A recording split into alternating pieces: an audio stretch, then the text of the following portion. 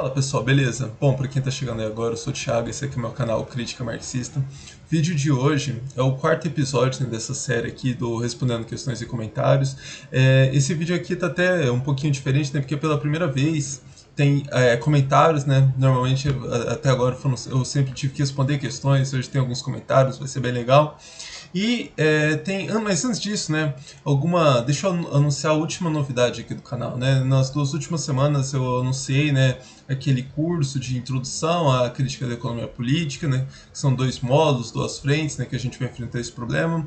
Na semana passada eu lancei a aula zero, né, do nosso novo mini curso sobre a economia brasileira. E hoje, desde que eu fiz aquelas enquetes, um problema muito mais antigo aqui, até que eu comentei, acho que quando eu lancei a nova identidade visual do canal, né, que eu queria encontrar um formato, né, de trazer vídeos mais leves, né. Deixa eu rapidamente contar um pouquinho, né, como é que esse problema foi aparecendo para mim. Eu tenho o conteúdo do canal aqui, eu tenho plena consciência, né, de que ele é um conteúdo muito mais chato, muito mais pesado, né, do que os outros canais vêm discutindo aqui no outros canais marxistas, né, ou da esquerda ali vem discutindo aqui no YouTube, né. Então, uma forma, né, isso aqui até me alertaram bastante, né, de que, pô, você vai ter que, falando pra mim, não, você vai ter que fazer algumas concessões, assim, de apresentar algumas coisas com um formato mais light, senão o pessoal vai cansar de você muito rápido, porque você vai ficar parecendo arrogante, ficar falando de coisa muito difícil e tal, né. E aí, mas eu sempre recusei, né, falei, não vou ficar fazendo uns vídeos que não tem finalidade nenhuma, né. E eu fui procurando, né, formas, né, algumas coisas que poderiam ser úteis, né, e vim com uma cara um pouco mais light e tal. E aí eu pensei, vocês não fazem ideia, eu fiquei entrando em site aí de esses sites de que vendem com curso para concurso, né? Tem um monte de lugar assim, né, que tem um conteúdo assim mais pesado, ver como que eles o que eles trazem de mais leve e tal, né? E aí eu me deparei com aquele monte de coisa de coach, né, que pra gente não tem a menor relevância, né? Mas aí vinha pensando, e aí pelas questões aqui desse que apareceram aqui, eu consegui encontrar acho, um caminho. Principalmente a questão aqui do Dr. Enéas e aqui a do Comandante Edelmo. Então o que, que eu vou fazer, né? Inclusive essas duas questões aqui eu nem vou responder nesse vídeo aqui, porque o que, que eu vou fazer? Com alguma frequência, né, não vai ser o quadro mais frequente aqui do canal, eu vou fazer alguns vídeos meio que no formato de vlog. Aqueles vídeos lá que eu gravava até com a câmera do celular e tal, e que num formato mais conversa mesmo. E aí eu vou pegar esses temas mais do cotidiano, questões assim, até para dizer, né? Por exemplo, eu venho falando bastante, como que a gente precisa, né, ler o Capital para entender economia contemporânea, a gente precisa ler textos em inglês e tal, né, e aí fica parecendo, porra, ou nasci sabendo essas coisas, né, como é que foi o processo, né, então esses vídeos também podem ser interessantes, até uma questão até de motivar, de mostrar, pô, que aquilo que foi até difícil para mim e tal, enfim, conhecer um pouco, né, desses bastidores. Então, o que, que eu vou fazer nessa semana ainda? Eu vou lançar um piloto, né? Respondendo essa questão aqui do Dr. Enéas, né? De como que eu virei marxista. Então vai ser esse formato vlog ali, vou gravar um vídeo, né? Falando de como eu virei marxista. E aí depois, aí que eu vou seguir a ordem cronológica, né? Como o Dr. Enéas fez a pergunta primeiro, daí ele lançou esse comentário primeiro, eu vou responder primeiro dele, e aí numa outra semana, provavelmente nos últimos 15 dias desse mês, eu vou lançar respondendo essa questão aqui do comandante Adelmo, né? De que critérios você usaria para caracterizar um autêntico marxista? Seria impossível ser marxista sem uma quantidade mínima de estudos sistemáticos? Que essa questão aqui também já tinham me trazido antes. Então essas duas questões aqui, elas já tinham aparecido antes. Então, como são questões mais recorrentes, né? Aí vai ser também legal eu deixar num vídeo separado. Bom, dito isso, outro recado é a questão do engajamento. Ontem, né, faz 15 dias que eu lancei, eu tô gravando esse vídeo na sexta, dia 30/10, ontem fez 15 dias que eu lancei aquele primeiro vídeo lançando as novidades, que eu falei bastante, né, sobre a importância do engajamento e tal. Então, ontem eu tinha as métricas, né, eu consegui comparar e ajudou demais, que foram vídeos, né, que vocês comentaram mais, teve um número maior de curtidas, e para o canal isso foi muito importante, gerou muito retorno, eu tenho para outros vídeos. Então, pô, assistiu esse vídeo, gostou, além de dar um like, pode ser comentário curto, tá com um AE, comentário de engajamento, não precisa ter conteúdo nenhum não, mas é que ajuda a gente aí para enfrentar o algoritmo do YouTube. Bom, gente, desculpa pelos comentários, pelas introduções longas, vamos para as questões aqui do vídeo. Vamos começar aqui pela questão do Michel. Ele falou o seguinte: uma dica, para assim dizer, faz um vídeo falando, né, sobre o problema do cálculo econômico. Já sei algumas coisinhas sobre isso, mas acho que seria ótimo para mais pessoas saberem a sua visão, a visão marxiana sobre o tema. Sucesso. A questão do cálculo econômico, né, tem alguma coisinha sobre isso num vídeo aqui do canal chamado O que é comunismo? Lá naquele vídeo, né, eu comento, né, um pouco, né, sobre, não dando esse nome, eu comento um pouco, né, de como que isso funciona na ordem capitalista e como que eu penso que isso funcionaria ali no modo de produção comunista. Então, no momento, acho que o vídeo que eu consegui trazer, eu não tenho nada para acrescentar muito em relação àquele vídeo lá. Obviamente que eu poderia isolar esse tema e fazer um vídeo ali de 15 minutos, esmiuçando mais, né? Então, mas aí isso aí ficaria para um projeto mais de médio prazo. Se você não viu então aquele vídeo, quem ainda não viu, né, pode ficar interessado por isso, corre lá que tem uma tabelona lá que eu fiz mais ou menos comparando essas coisas. E eu já vou complementar essa questão aqui, acho que até com a questão aqui do Cauã. Poderia fazer um vídeo, curso sobre a crise econômica da União Soviética, que é muitas vezes utilizada para gerar clichês, né, como socialismo sempre gera crise, o socialismo sempre fracassará. Eu vou pegar aqui. Por que eu estou juntando essas duas questões? Né? Porque aqui eles estão pegando dois temas, né, que eu não tenho discutido muito diretamente. Né? Que primeiro esse aqui, né, essa polêmica, né, com os austríacos ali e questões ligadas diretamente à União Soviética. Né? O que eu tenho tentado fazer aqui é abordar os temas, né, que eu tenho mais acúmulo, né, de estudo, de pesquisa, né? Então, eventualmente, eu até separei um comentário, né, para complementar essa questão aqui, né, já ali do VH. Mas o que eu tenho tentado fazer aqui, então, é isso, pegar temas, né, com que eu tenho mais acúmulo e tal, que até eu consigo, que aí, dessa forma eu consigo até criar um fluxo, né, mais contínuo de vídeos, né, eu tenho gravado 1 ou 2 vídeos por semana, justamente porque eu tenho pegado temas, né, que, enfim, eu já acumulei, né, é só uma questão de fazer o roteiro e gravar. E essas questões assim, mais específicas, saindo desse universo, eu vou precisar de um tempinho maior. Eu já estou pegando algumas leituras, né? Indo lá, teve aquela questão sobre Bomba Werk e tal. E aí, na medida do possível, eu vou trazendo essas questões. Então, por exemplo, União Soviética e China são dois temas que são muito pedidos aqui do canal, né? E veja, eu queria, né? Para mim seria ótimo, justamente para enfrentar esse algoritmo do YouTube aqui, para dar uma maior visibilidade para o canal. Para mim seria ótimo enfrentar esses dois temas, né, que teria uma audiência muito maior. Mas em função de tudo isso que eu comentei, né, eu não tenho ainda condições de fazer vídeos, né, com conteúdo que eu acho que seria relevante, ou que seria bastante rigoroso, né, que estaria de fato, né, acrescentando ao debate. Tanto que todo aquele vídeo lá sobre capitalismo de Estado que gerou bastante polêmica, reparem que a maior parte, né, das considerações que eu fiz sobre as impossibilidades da União Soviética de fato fazer uma transição não foram olhando, né, para os movimentos internos da União Soviética. Foi mais ou menos olhando de fora, né, para um mundo que continuava capitalista, impedindo, né, criando obstáculos, obstaculizando, se existe essa palavra, criando obstáculos, né, para que a União Soviética conseguisse, né, tivesse as condições para de fato avançar para além, né, do mero processo de uma tentativa de transição. Então, respondendo, e agora já vou entrar até aqui na questão do VH, que também trazendo essas questões assim, de críticas aos austríacos, né, e União Soviética, né. Falou, já fez um vídeo falando sobre Mises e a refutação dele ao cálculo econômico do socialismo? Se não, comenta no vídeo, se sim, fala qual é. Obviamente que eu tinha lido essas questões antes, né? Eu já estava até ali misturando ela com a questão do Michel.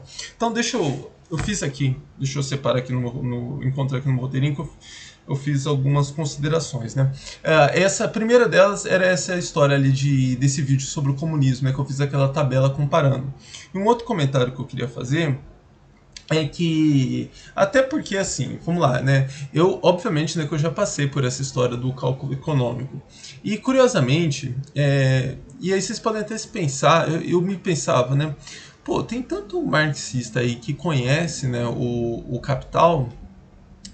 Na época eu me iludia um pouco mais, né? Eu achava que tinha muitos mais marxistas que de fato existem, né, que conheciam o Capital, né? Porque tem muita gente que fala que conhece e não conhece. E aí aumenta esse problema aqui, né? Mas eu pensava assim, pô, tem tantos marxistas que conhecem o Capital, né? Por que, que tem tão poucas respostas, ou não tem uma resposta direta, né, clara, né, para esses pessoal, assim, pro Mises, pro Bomba Verk e tal, né? Então, o primeiro problema eu já comentei naquele outro vídeo, né? Que tem muita gente no vídeo sobre a introdução lá, a crítica da economia política e tal. Que tem muito marxista, né? Que, enfim, utiliza todos esses jargões, né? Cita lá umas passagens do Capital e não entendeu, não absorveu. Mas esse não é o problema pra gente hoje aqui. Um segundo problema é que a gente, né? Quando a gente não conhece o Capital, você nunca leu. E aí você lê lá a crítica do Mises e você fala, pô, é uma crítica do Bomba Verk, fala, pô, o cara parece que sabe o que tá falando. Parece até um negócio meio importante, né? Um grande problema assim para o pensamento. No máximo parece ali que o Marx não deixou aqueles pontos muito claros, né? Parece que tem um problema ali de fato no pensamento, né? Na forma como que o Marx construiu lá o percurso no Capital. E depois que você lê o Capital, é um negócio assim, que você fala, mano, como é que as pessoas, como que o Mises, como que o Bomba Verk tiveram coragem de fazer um negócio desse? Veja, é um negócio que fica tão, um negócio tão aquém, um negócio tão esdrúxulo, que dá até uma preguiça, que é até um negócio assim que você fala, mano, como é que vou responder um negócio tão absurdo? Que a pessoa não leu. Tem um post muito antigo meu lá no Facebook, que eu mostrando, né? Eu peguei algumas dessas críticas meio absurdas que esse pessoal fazia ao Capital, e mostrando que elas não resistiam assim, a uma leitura das primeiras 60 páginas ou 100 páginas do Capital. Então, e isso é até um crédito que eu dou lá pro Gustavo da Orientação Marxista, né? Que é, é muito. É até um negócio meio humilhante, assim, a gente ficar se rebaixando até que ficar discutindo uma dessas coisas mais esdrúxulas, né? Mas é importante. Então, eu não estou dizendo que eu não vou fazer isso, mas é como que, agora fechando aqui esse primeiro bloco aqui, né? Eu falei, como que eu tô no momento tentando aproveitar, né, esses temas que eu tenho estudado mais para só fazer o roteiro e gravar os vídeos, né? Eu não tô indo atrás, até que é um momento em que eu não tô lendo o Capital. A última vez que eu li o Capital, bastante coisa assim do Capital, foi acho que no início de 2018, no final de 2017, né? Porque era um movimento importante para minha pesquisa, né? Então, até para eu dar uma desenferrujada, tinha alguns nuances lá, né? Eu teria que dar uma parada, ir lá atrás do Mises e ir pro Capital. Então, por isso, gente, desculpa mesmo não poder dar uma resposta mais assertiva com relação a isso. Eu tô devendo também aquela lá do Bomba Verk, mas agora eu vou voltar a estudar isso até para aquele mini curso, né, que eu prometi, né, de introdução lá às categorias da crítica da economia política. Então, provavelmente ao longo de 2021 a gente vai chegando nesses temas aí, se continuarem questões relevantes, né? Então, eu peço desculpas por não poder responder, né? Aqui eu tô falando em conjunto aqui pro VH, pro Cauã e pro Michel, tá, gente?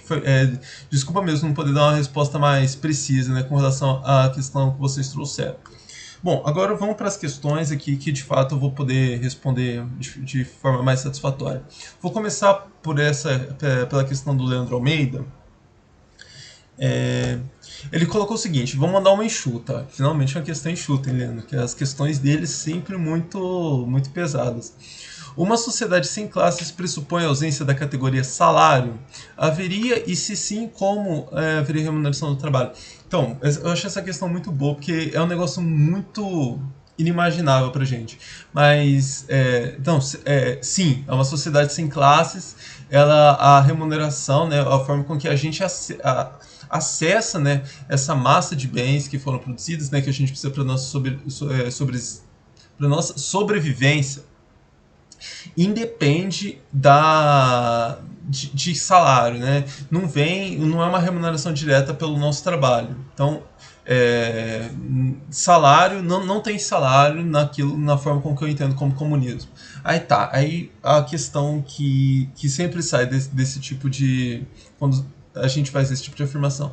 Então o comunismo não vai dar certo porque o comunismo só tem vagabundo, só tem gente irresponsável, né? O comunismo vai ser a ordem da responsabilidade, porque se você trabalha e seu salário não vem de, você não, a sua remuneração não depende do seu trabalho, né? Você assim, um sistema assim não pode funcionar. Então veja, tem uma fala do Chazinho muito boa. Ele estava falando lá, comentando sobre a União Soviética, e algum daqueles 4 trechos, né, aqui no canal tem 4 trechinhos que eu recortei, né, de uma fala dele. Tá, em algum desses 4 trechos, provavelmente ele critica a União Soviética ou critica o Estado. Ele fala mais ou menos o seguinte, né, que o comunismo não pode ser o reino da responsabilidade. Então, obviamente que a gente vai ter obrigações, responsabilidades, né?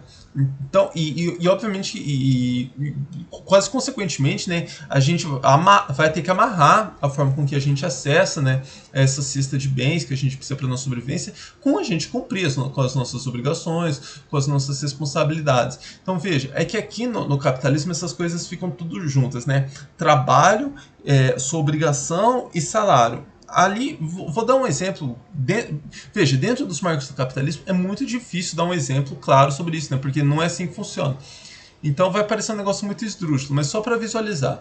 Quando que o pai chega para o filho e fala, ó, vou te dar uma mesada desde que você cumpra com essas suas responsabilidades. Arrumar a cama, sei lá, escovar os dentes, não sei que acordo que o pai faz com a criança. Veja, a criança está recebendo, né, uma parcela, né, acessando, tendo condições de acessar, né, essa cesta de bens produzidas pelo gênero humano, e a forma com que ela está acessando não é fruto do trabalho dela, porque o trabalho de arrumar a cama, de, enfim, de escovar os dentes, isso não está gerando valor nenhum. O que está acontecendo aqui?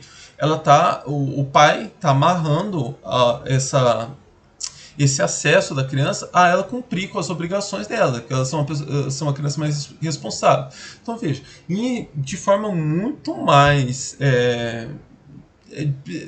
rebuscada, né, de uma forma muito mais complexa que isso, é mais ou menos desse tipo de mecanismo que a gente está falando, de você cumprir com as suas obrigações, você ser responsável e coisas que independem, né, do seu trabalho, porque, por exemplo, terão pessoas, né, que não estariam na idade de trabalhar ou que já não tem mais condição de trabalho, enfim, mas que teriam outras obrigações. Então, cumprir com essas obrigações e acessar, né, essa cesta de bens. Eu acho que assim, não foi, eu consegui, acho que aqui indicar mais ou menos um caminho, né, pra gente pensar isso. Obviamente que toda vez que quando a gente vai falar sobre comunismo, né, a gente está falando sobre algo que não existe, então ele é sempre intangível, assim, a gente tem que ficar utilizando algumas imagens até meio esdrúxulas, como que foi essa que eu utilizei aqui.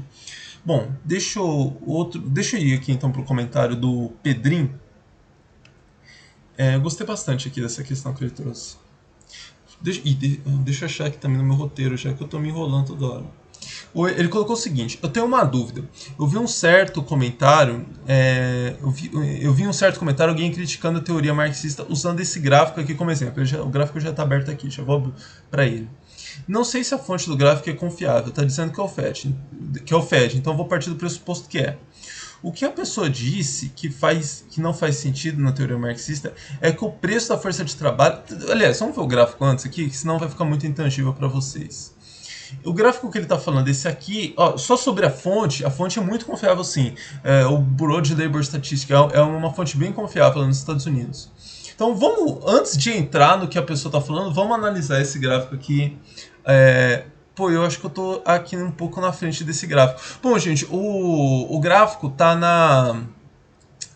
nos comentários ali, né? Então, depois corram lá, às vezes quando vocês estiverem assistindo o vídeo, que aí vocês conseguem visualizar melhor. Minha cara ficou aqui um pouco na frente, né? Eu não sei, quando eu tô gravando eu não consigo me ver, mas eu imagino que eu esteja na frente do gráfico. Bom, mas vamos lá, o que tá falando aqui?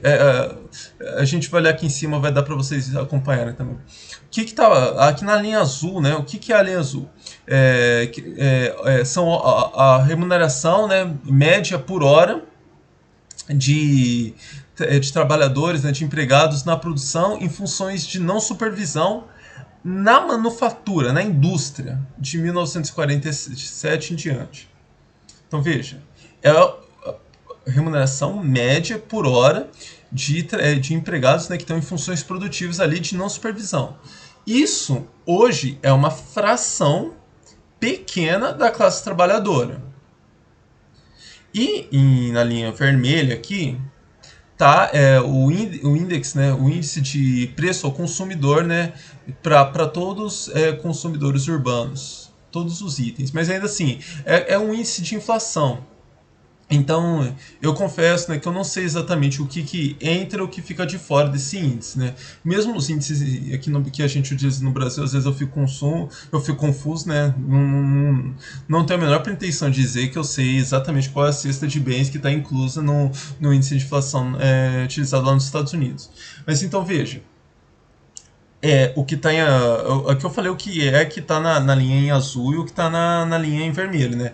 Não é aqui, como tá aparecendo aqui no gráfico, o preço da força de trabalho e preço das mercadorias cujo valor representa o valor da força de trabalho. Então, a gente já vê aqui que essa legenda que eles fizeram aqui, ela não é muito correta, não. Tem alguma proximidade? Foi o que eu falei, com essas ressalvas, que aqui, ó, horas médias de trabalhadores em funções de produção, não supervisão.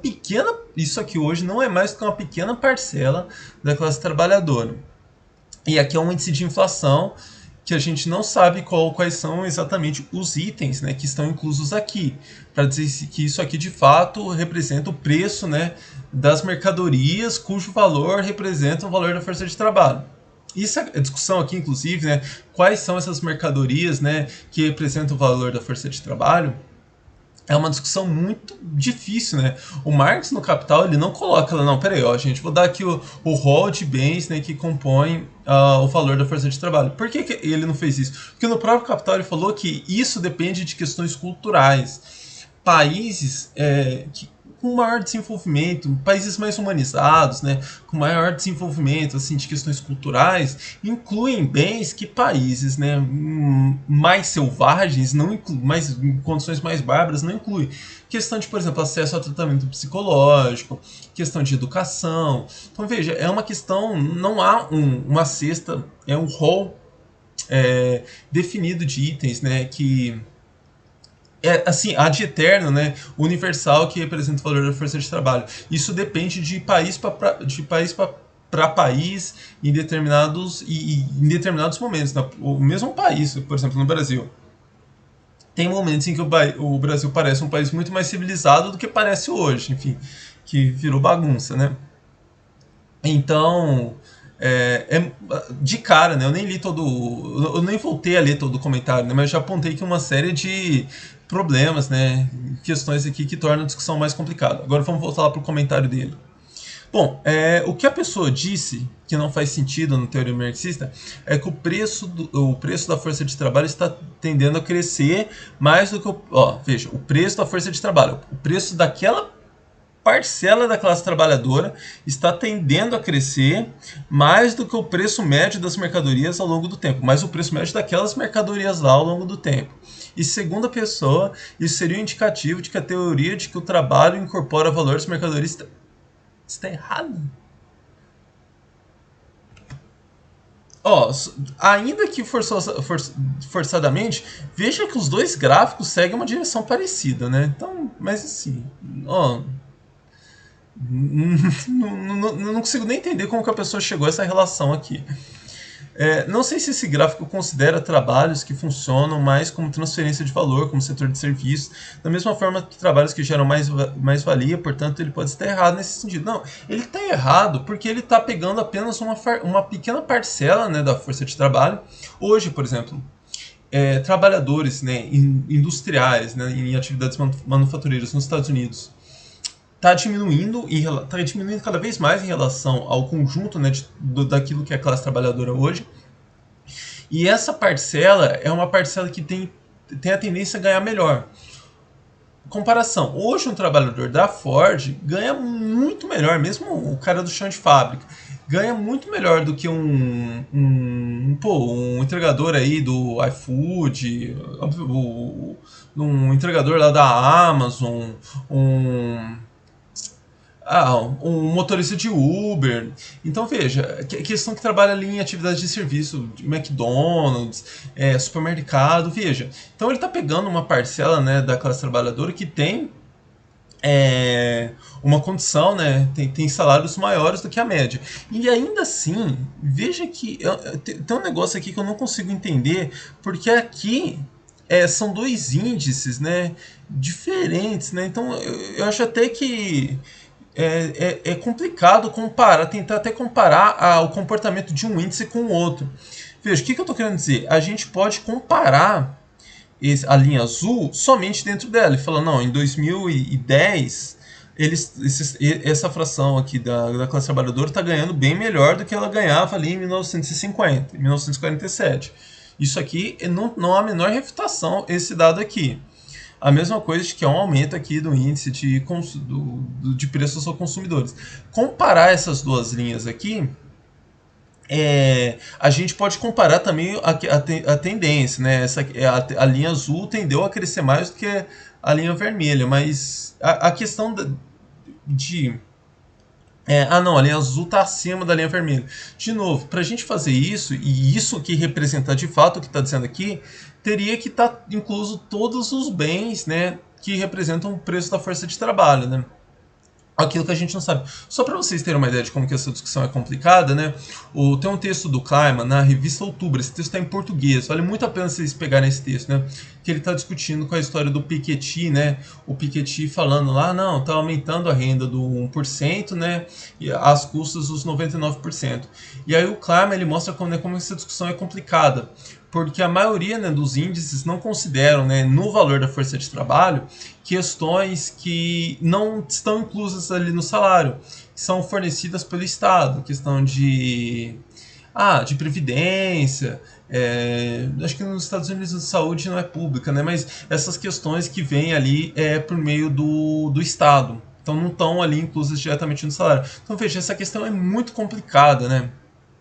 Certamente a pessoa que colocou aqui não considerou todas essas coisas, porque mesmo assim está muito absurda essa diferença aqui. Porque veja, a conclusão que a gente chegaria aqui, se isso aqui fosse verdade, é de que a classe trabalhadora está fazendo poupança. Ou que a classe trabalhadora está comprando Ferrari, né, comprando bens de luxo, que são bens que não representam o valor de sua força de trabalho. Veja, não faz sentido algum. Mas vamos voltar lá para ver se tem alguma coisa ainda que eu ainda não respondi, né?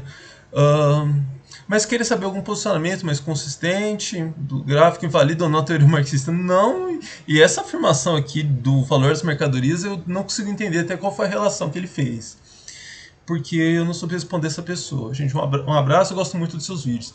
Eu achei muito boa essa questão aqui, mas enfim, foi o que eu falei. Eu não consegui entender e ver ao certo, né, essa relação aqui que ele fez. O que ele pode... Eu quero criticar a teoria marxista a partir desse gráfico. O que eu falaria é que, e não seria muito preciso, não seria de forma alguma preciso, é de que os trabalhadores estão ganhando mais do que eles ganhavam antes. Então o capitalismo está distribuindo mais riqueza. Então a gente sabe que isso aqui é mentira, mas é o que daria para argumentar com esse gráfico. Agora, essa afirmação que ele fez, eu não consegui entender o sentido. Bom, essa questão aqui do Lucas. Uma questão... Acho que vai até pro título do vídeo, acho que isso aqui. Uma pergunta. Eu estava aqui relendo a crítica do programa de Gotha, sigo tateando para chegar ao capital, e me deparou com a seguinte frase: os impostos são a base econômica da maquinaria governamental e nada mais. Imagino que a visão do Marx sobre os impostos está melhor desenvolvida no Capital, sim. Mas essa frase já me parece estar em profunda discordância com certo consenso entre os economistas de esquerda atualmente de que o Estado financia suas atividades através da emissão de dívida e não do recolhimento de impostos. Sim. Afinal, qual a posição de Marx sobre essa polêmica do papel dos impostos no funcionamento do Estado? Veja, eu vou tentar responder isso aqui da forma mais direta possível. Qual que é o lastro, né, da riqueza dentro do capitalismo? É o valor. Eu vou explicar exatamente o que é o valor lá naqueles vídeos de introdução às categorias da crítica da economia política. Inclusive, quem não viu aquele vídeo lá, vou deixar ele no final do vídeo aqui indicado, nos comentários, na descrição também, que eu deixei inclusive, indiquei lá um livro do C. Paulo Neto, com o Marcelo Braz, que a gente vai utilizar nesse curso ali. Então, quem tiver interesse, né, não sabe muito bem o que é o valor tal, começa a ler lá o capítulo 3 daquele livro, que a gente vai começar a discutir isso nas próximas semanas. Acho que daqui 7, 10 dias. Mas então, aqui eu vou ter que ser mais simplório que isso, né, porque até o vídeo está ficando muito longo. Então, a base, né, o lastro da riqueza no capitalismo é o valor. O lastro do valor, né, o valor representa, forçando muito, tempo de trabalho socialmente necessário. Então, tempo de trabalho. O Estado, então, para ele se apropriar o que significa que o Estado está se apropriando, né, de riqueza? Que ele está se apropriando, né, de trabalho, ele está se apropriando de valor, está se apropriando de trabalho, né, que já foi encarnado em mercadorias, né, de trabalho socialmente necessário. Então, veja. Então, a forma com que ele vai fazer isso é contingente. É contingente ao quê? Vamos pensar a forma mais direta que isso acontece. A empresa contrata lá os funcionários, coloca lá no mesmo espaço ele com matéria-prima tal, produz mercadoria, vende mercadoria, né? Então realiza mais valor, aquela diferença, né, entre o valor necessário para pagar a força de trabalho, que a gente discutiu um pouquinho, acabou de discutir na última questão, né? E o valor excedente. Desse valor excedente, parte disso, né, vai para pagamento de juros, vai para pagar, né, as atividades comerciais, né, que venderam aquela mercadoria, e parte disso vai para o Estado no pagamento de impostos. Então veja, a forma mais direta, mais visível, né, de como que o valor é transferido, né, da empresa para o Estado é por meio do pagamento de impostos. Essa é a forma clássica, é a forma mais direta, é a forma que acontece independentemente dessa história de capital fictício, que eu ainda estou devendo esse vídeo. E seria muito bom se eu já tivesse feito esse vídeo aqui. Porque o que acontece? Esse acesso que o Estado tem a esses massa, né, de mais valor gerada ali, pode acontecer também por meio da emissão de moeda, mas é uma forma muito mais indireta e é uma forma que está condicionada, né, que faz mais sentido nesse momento em que a economia está nessa fase financiarizada, essa fase assim, de explosão de capital fictício. Mas veja, então, uma outra forma da gente encarar aqui, que é muito mais precisa, o dinheiro que o Estado recolhe de impostos, né, é sobre o mais-valor que já foi gerado. Não é 100% verdade isso aqui, porque, de novo, capital fictício embola muito esse negócio. Mas a maior parte do dinheiro que chega ao Estado por meio do recolhimento de impostos é do mais-valor que já foi gerado e já foi realizado. Então, uma riqueza que já existe. Quando o Estado emite dívidas, e aí todos os mecanismos ali da compra de dívidas e tal, envolve ali uma série de atividades fictícias que trabalha com uma expectativa do mais valor que vai ser gerado. Então, vou simplificar. Imagina o seguinte, o Estado gerou R$100 em moeda nova. Esses R$100 em moeda nova é uma riqueza que começou a existir naquele exato momento. Não teve lá trabalho socialmente necessário gerando esses R$100. Então, o mecanismo que vai ter que acontecer é o seguinte: aqueles R$100 que foram gerados, né, do nada, ex nihilo, vai ter que se transferir, vai ter que ir para alguma atividade produtiva e transformar, né, criar R$100 em valor para ter o laço daquele dinheiro. Então veja, de alguma forma isso acontece. De outras formas isso não acontece, mas aí você vai me perguntar, como que isso não estourou ainda, né? Então, porque, os estados já vêm gerando moeda aí, principalmente nos Estados Unidos, desde 2007, 2008, tem gerado moeda pra caramba, né? Como que esse problema não estourou ainda? Justamente porque a gente vive nessa fase de financiarizada, né, de explosão de capital fictício. O dinheiro gerado pelo Estado não é o único dinheiro de mentira, né, entre aspas, que existe hoje na economia, né?